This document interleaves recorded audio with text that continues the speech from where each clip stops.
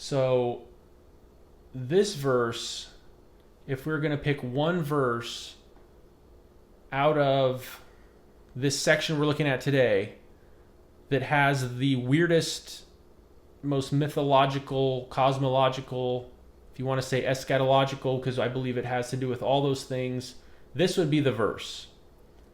And again, it's Nahum 1:4, and I'm going to read it again. He shouts a battle cry against the sea and makes it dry up. He makes all the rivers run dry. Bashan and Carmel wither. The blossom of Lebanon withers. And Tertullian uses this verse in support of the deity of Christ, interestingly enough. And multiple scholars that I read reference this. They over and over quote Tertullian here, or make reference to what he had to say, because Tertullian links this with Jesus in Luke 8. So just as Yahweh here shouts at the sea, so Jesus does the same thing by his own authority. And Luke 8:24, and it's in the same episode is in Matthew and Mark also, when Jesus got up and rebuked the wind and the raging waves, so they ceased and there was a calm. So Tertullian looked at this passage in Nahum, and then those passages in the Gospels, and he said, well, who's the one that rebukes the sea? It's God. So Jesus is also rebuking the sea, so he is therefore God. So I would totally agree with that, and Tertullian makes it, he argues very well that point in his arguments with Marcion. And Tertullian also, interestingly, links Jesus walking on the water to Habakkuk chapter 3. So when we get to Habakkuk, we'll be sure to look at that. But I just want to mention it here if anybody's interested in Tertullian, what he had to say about these things. The walking on the water, he believes, is also in Habakkuk chapter 3. And I would also agree with him on that.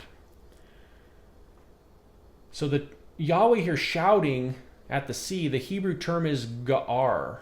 And when used in the context of a military attack, which is what is happening here, Yahweh is the military commander and he's going out to battle. So this word, when used in that context, it denotes an angry battle cry by a mighty warrior intended to strike fear into his enemies to drive them away. So Yahweh, in his military campaign here, we come to his first target, which is sea. And if you remember, just as we studied in Jonah, we spent a lot of time going through it there. The sea here is also personified. And the Hebrew word is Yam. Yam was the god of the sea and of chaos. So when Yahweh attacks Yam, he comes in the whirlwind and the raging storm. And if you remember from Jonah chapter 1, when Yahweh went and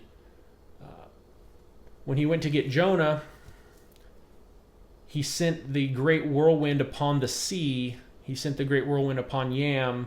So he attacked the monster there. We went through all that in Jonah chapter 1 and 2 with the whirlwind. So we see again here the whirlwind is being used in the raging storm. And the Canaanites worship Baal as the god of wind and rain. So Nahum is here, among other things, issuing a polemic against Baal. Nahum saying, no, Baal is not the God who commands the wind and rain. Yahweh alone commands the storm.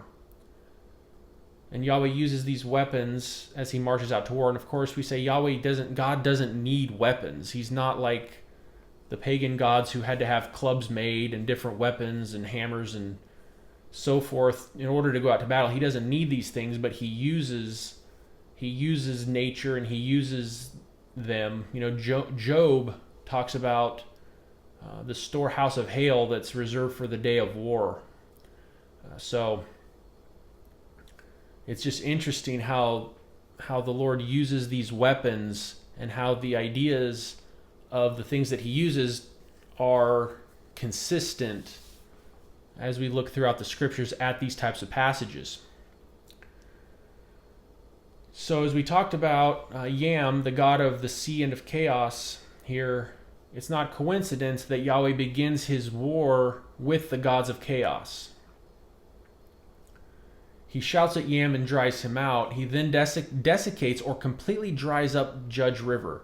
And Judge River, that's what the Ugaritic religion, Ugarit was one of the cities of Canaan. So the Ugaritic religion is the religion of Canaan. And they referred to Yam and Nahar, Nahar is the word for river, as Prince Yam and Judge River, or Prince Sea and Judge River. So, the word here in Nahum is Neharim, which is the plural for river.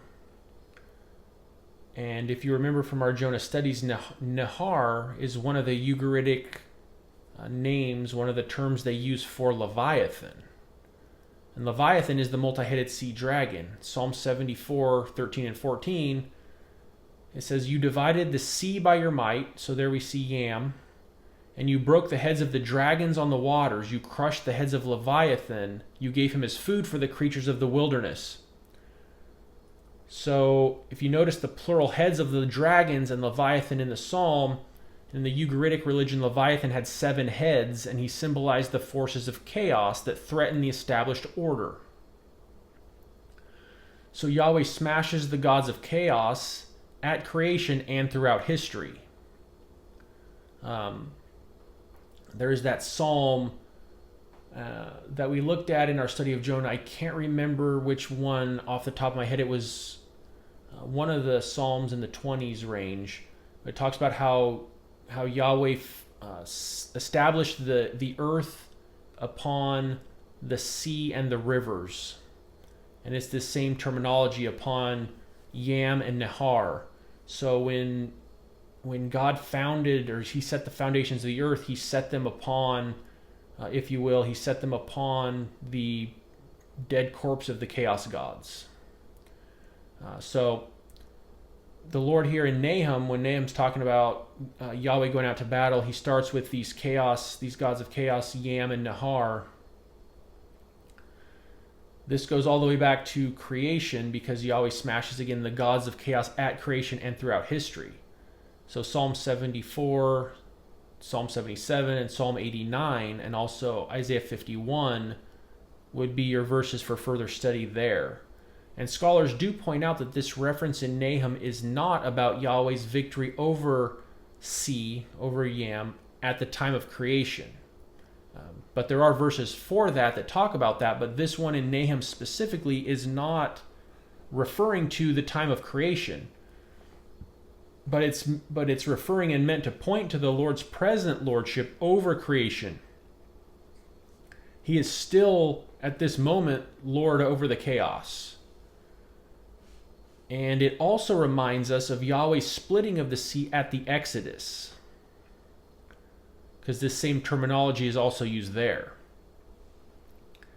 And as I've mentioned before, I believe that Nahum has an eschatological application, a yet future end times application. And I think that this section of verses that we're looking at today is the main chunk of verses in Nahum that are eschatological. So I believe that these references here to Yam and Nahar are also pointing to the Lord's eschatological victory over the chaos that Isaiah 27 and the book of Revelation also describe. So Yahweh's dominance of the chaos is also related to his kingship in Psalm 29 and Psalm 93. And his ultimate victory over the forces of chaos is described, as I said, in Isaiah 27, when on the day of Yahweh, the great eschatological battle, God slays the Leviathan.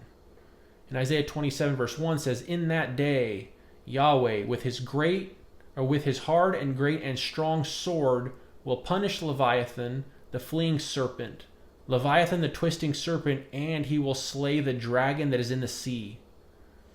And in Revelation 13, a 7-headed beast ascends out of the sea, the realm of chaos. And this same beast is said to ascend out of the abyss in Revelation 11. So the linkage there is undeniable. In Revelation 11, he comes out of the abyss. In Revelation 13, he comes out of the sea. So it's a clear linkage there by John that the sea that he's referring to in chapter 13 is the chaos place, is the realm of chaos. It's the language of chaos. It's the abyss. So here in Nahum we see describing the same thing. A sea and river, Yam and Nahar, or Leviathan. The twin forces of chaos are destroyed by Yahweh as he marches out to battle and conquest. They don't stand a chance to, do anything. They don't even put up a fight here. It's not there's not any kind of discussion like there are in the Ugaritic texts about, Baal had to go and fight and they fought back and it was a big, long, protracted deal. There's nothing like that here. The Lord shouts a battle cry. He goes out and destroys them. So it's not even, it's like when Jesus returns in the book of Revelation and the beast and his armies are all there on the battlefield ready to make war with the Lamb, and it's not a battle. He shows up and it's over. It's over when he arrives. He speaks and the beast and false prophet are sent into the lake of fire. So this, again, the imagery, the terminology, the ideas are the same throughout, that the forces of chaos, the enemies, they plan on fighting, they set up to fight, and then when the Lord shows up, it's over. There's not a battle. There's not really a fight. So next up here in this verse, we see Bashan and Carmel wither, the blossom of Lebanon withers. So just on the natural reading of the passage, drought, which is what's going on here, Bashan, Carmel, and Lebanon withering, it's speaking of a drought and the drying up of the rivers and the withering of the fertile lands. And this also represents a complete return to chaos, because Bashan, Carmel, and Lebanon were known as the most fertile, forested, well-watered, and abundant locales in northern Israel, in the area there. So the literal Hebrew would read something like, withering is Bashan and Carmel, and the flower of Lebanon withers. And so you could easily say, well, that's basically, it's the same as what I read. And it is, with a slight difference, that in the Hebrew, withering comes before Bashan and Carmel. So in the English, they make it a little bit nicer sounding by saying Bashan and Carmel wither, the blossom of Lebanon withers. In the Hebrew, it would be withers does Bashan and Carmel. And the reason they do that, the reason that the author is crafting the poem, the passage in that way, is because by starting the phrase and ending the phrase with the verb wither, the repetition of the verb wither at the beginning and ending of the line is intentional for the purpose of getting us to pause and take a deeper look at what's being said. And what we see when we do that, and we're going to pause and we're going to take a deeper look as to what is he saying in between the brackets of wither, of that verb wither. What's he saying in between those two terms?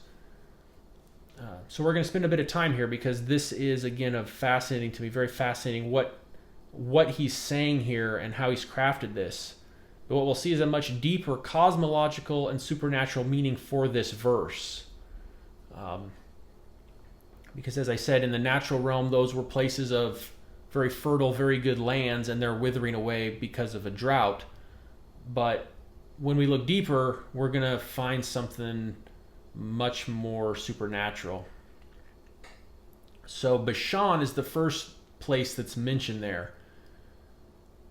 And in, again, the Ugaritic religion, and the reason that the scholars talk a lot about the Ugaritic texts and the Ugaritic religion is because it was one of Israel's very close neighbors, and so a lot of the terminology and ideas are very similar. But of course, the Canaanites are going to credit their gods with the glory that's due only to Yahweh. So the Israelite prophets and poets are they issue these polemics, they issue these the scriptures that they write, correcting the errors of the religions of Canaan. As we mentioned before with, we've talked about it a few times in various videos on this channel, how the gods try to usurp Yahweh's titles, and then the Bible will come along and say, no, that's not what Baal did or what El did or whatever, it's what Yahweh did. So Cloud Rider is a famous one because they use that for Baal, but the scripture clearly says, no, that's not, Baal is not the Cloud Rider.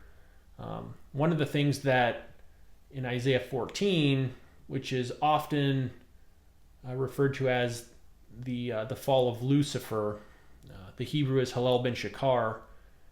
One of the things that he tries to do or wants to do in his 5 I wills is one of them is that I will mount the back of a cloud. He's basically saying that I'm gonna take the place of the Cloud Rider. So when the texts in Ugarit talk about Baal as the Cloud Rider, this is the fallen realm trying to usurp Yahweh's titles. So the writings of Ugarit are important so we can see what the prophets and what the psalmists and Moses and what basically all the writers of the scriptures, what they're responding to a lot of the time when they're writing what they're writing. We miss out on a lot of the deeper meanings because we're not familiar a lot of the time with what the Israelite writers are dealing with in their own specific time, in their own specific culture. So in the Ugaritic writings, Bashan or Bathan means serpent. And again, according to the religion of Ugarit, the Bashan region represented hell, the underworld, and the place where the Rephaim dwelt. So if you're thinking, again, Psalm 22, when you're reading Psalm 22, and you get to the place where, again, Christ on the cross, he quotes Psalm 22, and he says, the bulls have surrounded me, the strong ones from Bashan have compassed me around. He's referring to this. He's referring to this area, and he's referring to the place of the Rephaim where basically where the demons live, where they live at the gates of hell in the underworld of Bashan, and then they're coming out of there to surround him when he's on the cross. So he's not talking about, the bulls of Bashan is not talking about cattle. He's talking about the gates of hell, the underworld, and the demonic spirits that live there. But for the Canaanites, this place was not necessarily evil or negative. It carried both the celestial and the infernal aspects in the same place. So this is similar to the later Greek traditions of Olympus and Hades, but rolled into one. So Bashan was this place of the underworld, but it was both the place where the good and the bad entities, they all lived in this same area. And Mount Bashan is called the Mountain of the Gods in Psalm 68. And Psalm 68 is a war psalm, again, where Yahweh is going out to battle to conquer and take, Mount Bashan, and then other things too. It's more broad than just that. But in Psalm 68, scholars link Yahweh's enemies, which in the psalm are referred to as kings, but the scholars link the terminology with the Ugaritic Rephaim, the divine inhabitants of Mount Bashan. So I didn't know that before I started researching for this study, that the terminology there of the kings in Psalm 68:14 is linked by the scholars to the Rephaim. I thought that was pretty interesting.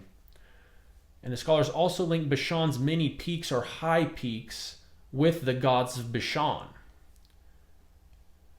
And in verse 22 of Psalm 68, Yahweh promises to bring his people back from both Bashan and the sea. So again, the same terminology. And Mount Hermon is located in the area of Bashan, and it's Mount Hermon that the sons of God descended upon when they came to create the Nephilim, according to the book of 1st Enoch. So when Yahweh says that he will cause Bashan to wither, it's a reference to Psalm 68 and the certainty of his destruction of the gods of Hermon and their descendants, the Nephilim. So I believe all of that is wrapped up in Nahum when he says Bashan will wither. He's talking about Yahweh judging, as he just judged the sea and the river, Yam and Nahar, the chaos gods. He's now judging Bashan, which is the place of the underworld Rephaim spirits, and is a reference to the watchers that descended upon Mount Hermon. So I believe that's what Nahum's talking about when he mentions Bashan. The next thing that he mentions is Carmel. And Carmel was considered a holy mountain from ancient times. The ancients referred to the god of the Carmel. Now, that's what they called the entity that lived on Mount Carmel that they worshipped. And the Greeks later claimed that this was the holy mountain of Zeus. And the Roman historian Suetonius says that Vespasian went to this site and received a favorable oracle from the god of the Carmel. And in later times, this was a place for worshiping the sun god.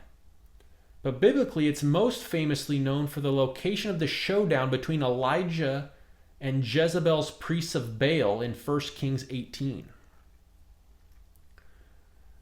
So, who was the Baal being worshipped on Mount Carmel in the days of Elijah?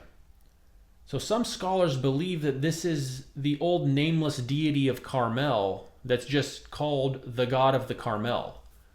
So some scholars believe that that's who Elijah went to battle with, or the Lord through Elijah. Other scholars believe that it's Baal Shamam. And we discussed this entity in our study of Jonah chapter 1, but just as a reminder, Baal Shamam was worshipped throughout the Semitic world during this period of history. He was the high god of the pantheon in the Phoenician city of Byblos. There are also inscriptions that list him before El, who is the high god of the Canaanite religion, and refer to him as the weather god of heaven. And Baal Shamam is also listed as first among the Baals in an Assyrian treaty from 675 BC. So if you remember our introduction, I believe Nahum was written sometime around 650 BC. So this treaty from 675 is literally within the lifetime of Nahum. And it's within this treaty that Baal Shamam is listed as the first of the Baals. And the later Greeks called Baal Shamam highest Zeus and magnific lightning Zeus. And another writer of the time, Philo of Byblos, also equated Baal Shamam with Zeus. And in Palmyra, Baal Shamam was called Lord of the World and formed a triad with the sun god and moon god. And the Manichaean tradition designates Baal Shamam as the greatest angel of light. And that one should ring a bell in the New Testament, as when Paul says that Satan transforms himself into an angel of light. So it seems pretty clear that Baal Shamam would have been one of the titles under which Satan was worshipped in the ancient world. But if you remember, Jezebel was the princess of Sidon, and Sidon was closely linked with Tyre. And archaeologists have found a 2nd century BC, which admittedly is later than Nahum by a number of centuries there, but still, they found this inscription stating that the Baal of Tyre was Melkart. And Melkart is the equivalent entity as the Greek Hercules. That's right. The Baal that Yahweh easily defeated through Elijah on Carmel, Mount Carmel, was Hercules. That's what most scholars agree, that, not all, but a lot of scholars agree that the Baal that Jezebel introduced to Israel was Melkart, who is the same entity as Hercules. So Hercules, the Greek, quote, hero that all these movies and cartoons are based upon, was the Baal of Tyre, the Baal that Elijah challenged on Mount Carmel. And the Greek historian Herodotus says that the people of Tyre paid homage to this Hercules as of to a hero, to one who had died, to one who had been mortal. And this phrase, this statement by Herodotus, takes us directly to Genesis 6. In verse 4, the Nephilim were on the earth in those days. They were the mighty heroes of old, the famous men. So Melkart, or Hercules, was a Nephilim. So Nahum's message here is the same basically as it was for Bashan. Just as Yahweh defeated the gods of chaos, he defeated the gods of Bashan, the Watchers, and the Rephaim. So here, Mount Carmel, he's defeating, again, it's a reference back to Elijah, the defeat of Baal there, which was Hercules, which was, again, a Nephilim. So Yahweh, the divine warrior, is on the offensive. He's defeating his foes in methodical detail and in order, basically. So you have the chaos, then the Watchers, now the Nephilim. And this leads us to Lebanon. Lebanon is the name of a mountain range in Syria. Everybody's heard of Lebanon, right? But here we go again with the mountains. It's a mountain in Syria. In the Babylonian tradition, and this is fascinating right here to me. In the Babylonian tradition of the Epic of Gilgamesh, the cedar forest was located in Lebanon and was guarded by the demon Huwawa. And again, that's according to the Epic of Gilgamesh. But this place was also called the hidden dwelling place of the Annunaki.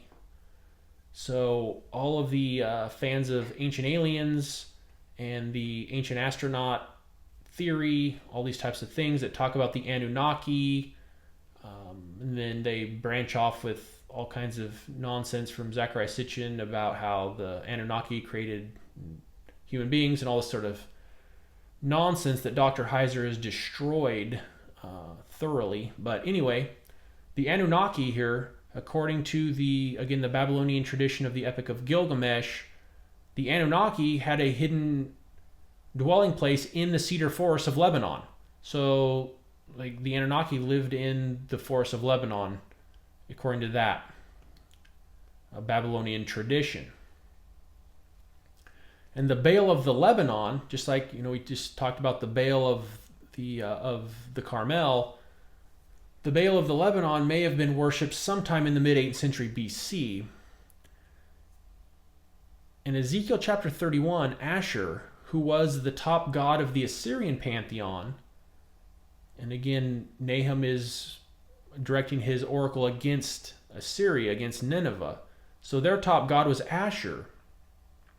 And in Ezekiel 31, Asher is said to be a cedar of Lebanon, who was nourished with the waters of the deep, the Tehom. So I think that's very interesting, that according to the Babylonian Epic of Gilgamesh, the Anunnaki had a hidden dwelling place in the cedar forest of Lebanon. And according to the scripture, Ezekiel 31, Asher, the god of Assyria, is called a cedar of Lebanon, nourished by the waters of the deep. Very interesting. And in Ezekiel 31, Asher is not the only entity that's referred to using tree language, because there are other cedars and other trees of Eden that envied the great cedar of Lebanon, Asher. But Asher became proud and was cast out, cut down, and sent to Sheol. And this is clearly a divine rebel being judged. I personally suspect that there's a link here to the time period of the Tower of Babel. Because Deuteronomy 32 verse 8, which most of you I'm sure are familiar with by now, but it says, "When the Most High gave to the nations their inheritance, when he divided mankind, he fixed the borders of the people according to the number of the sons of God." And I believe Asher was one of these sons of God, as were some of the other cedars of Lebanon that Ezekiel talks about in chapter 31. And these sons of God rebelled and led the nations astray. And Psalm 82 is well-traveled ground in this area of study, but Ezekiel 31 is less known, but I think just as interesting. So I'm going to read a portion of Ezekiel 31 here, starting at verse 14. And this is after the Lord has pronounced judgment upon this cedar, upon Asher, the cedar of Lebanon. And he says, "For this reason, no watered trees will grow so tall. Their tops will not reach into the clouds. Remember that the point of the Tower of Babel, they wanted to build a tower whose top would reach into heaven. So the Lord is saying here that the tops of these trees will not reach into the clouds, nor will the well-watered ones grow that high. For all of them have been appointed to die in the lower parts of the earth. Remember Psalm 82 when he says that I said you are gods, but you shall die like men. Ezekiel 31 says, for all of them have been appointed to die in the lower parts of the earth. Very similar. And Ezekiel goes on to say, they will be among mere mortals with those who descend to the pit. This is what the sovereign Yahweh says. On the day it went down to Sheol, I caused observers to lament. I covered it with the deep and held back its rivers. Its plentiful water was restrained. I clothed Lebanon in black for it, and all the trees of the field wilted because of it. I made the nations shake at the sound of its fall when I threw it down to Sheol, along with those who descend to the pit. Then all the trees of Eden, the choicest and the best of Lebanon, all that were well watered, were comforted in the earth below. So I'm going to break in. I'm going to finish. I've got another verse or two here, but if we see the linkage here that the Lord is saying that the trees of Eden, the choicest best of Lebanon, he's linking those two things, that the trees of Eden are linked to the best of the trees of Lebanon. So again, this is not describing simply literal trees. He's talking about the members of the council. And Ezekiel goes on to say, those who lived in its shade, its allies among the nations, also went down with it to Sheol, to those killed by the sword. Which of the trees of Eden was like you in majesty and loftiness? You will be brought down with the trees of Eden to the lower parts of the earth. So I believe that to be what Nahum is talking about, what he's referencing when he talks about Lebanon, is these cedars of Lebanon. Now Ezekiel was written later, was written after Nahum. But again, Nahum would have been familiar with these ideas, and Ezekiel is the one that the Lord just called to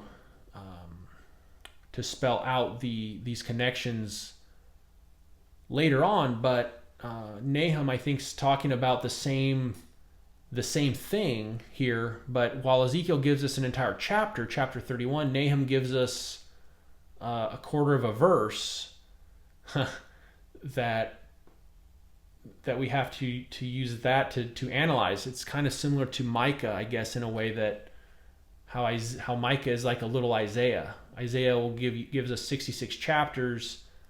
Micah gives us it's 7, but he contains a lot of the same ideas as Isaiah, but instead of chapters and chapters, Micah will give us half of a verse to build on, where Isaiah will give us 3 chapters or something. It's similar kind of thing here in Nahum, where we get a quarter of a verse. The blossom of Lebanon will wither, and then we go and we investigate what does that mean. We get to Ezekiel later on, where he gives us a chapter explaining what Nahum was talking about. So this one verse here, again, this is to me a very, very fascinating verse.